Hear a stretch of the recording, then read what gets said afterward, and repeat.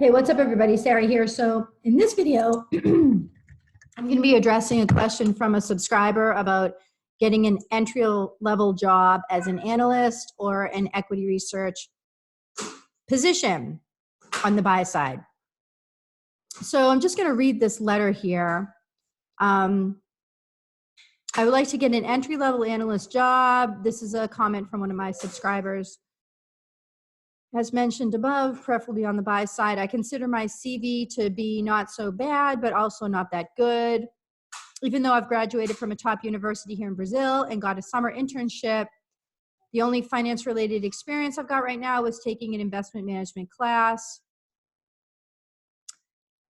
So, and then the person outlines their course of action, which is like finish the corporate finance book, study the more relevant chapters of valuation, buy and complete a financial modeling program online. And then the fourth step, update LinkedIn profile and start networking there. Okay, so I actually feel like you're doing this in the wrong order. I think you should update your LinkedIn profile and start networking there now.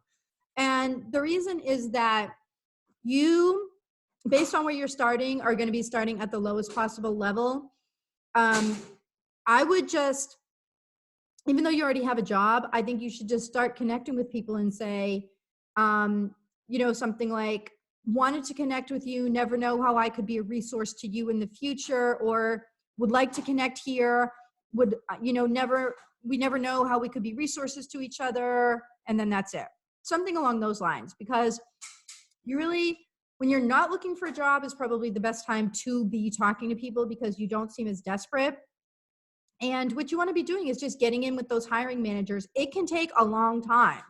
Like if you're a year out of your job search, good. I think you should start making a list of 20 companies you want to work for, taking the time to research them, figuring out who the decision makers are at those companies, and then yes, absolutely connecting with them over LinkedIn.